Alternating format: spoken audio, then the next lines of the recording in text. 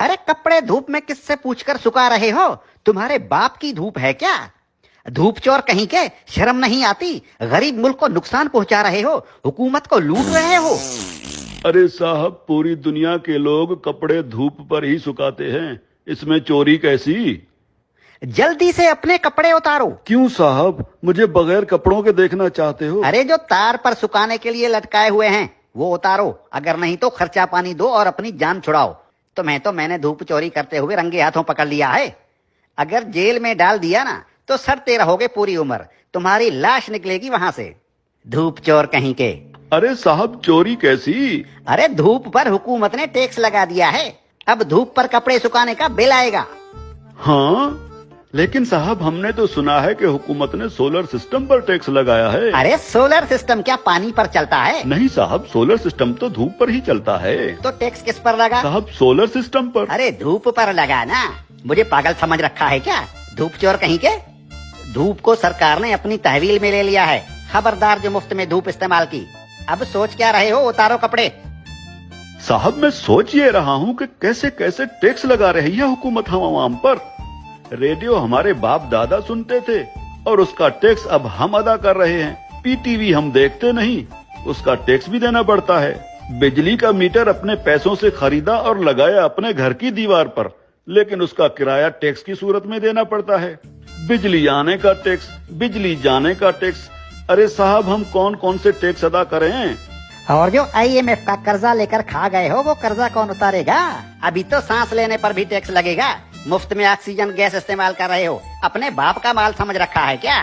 तुम लोगों पर तो ऑक्सीजन गैस की चोरी का केस भी बन सकता है, सीधे जेल के अंदर जाओगे। अरे साहब, ये क्या बात हुई? जुबान लड़ाते हो कानून से। अरे कानून साहब, लेकिन कल को अगर हुकूमत कहेगी कि आसमान पर बादल आ गए हैं, उसका टैक्स दो, बारिश हो रही है, उसका टैक्स दो, तो हम अब क्या बादलों और बारिशों का टैक्स भी तो देंगे? बादल और बारिश तुम्हारे बाप के हैं क्या?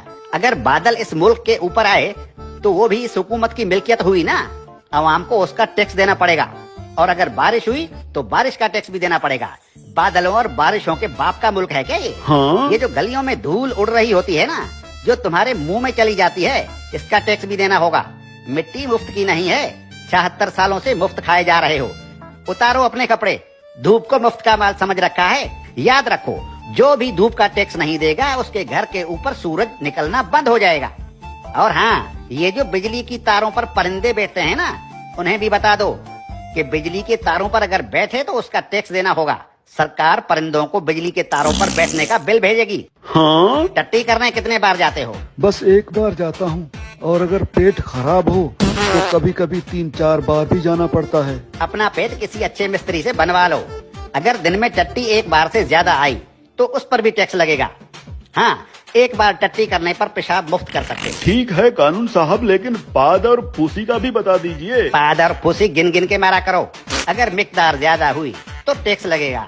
धूप चोर कहीं के, तुम जैसे लोगों ने मुल्क को लूट लूट कर भिखारी बना दिया है। अब ये मुल्क मजीद नुकसान बर्दाश्त नहीं कर सकता।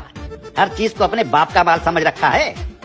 अब कानून हरकत में आ गया है, अब ऐसा नहीं चलेगा। हाँ? देखो, मुर्दा लोगों के डेथ सर्टिफिकेट बिल्कुल मुफ्त बनवा सकते हो। और क्या करे हुकूमत इस आवाम के लिए?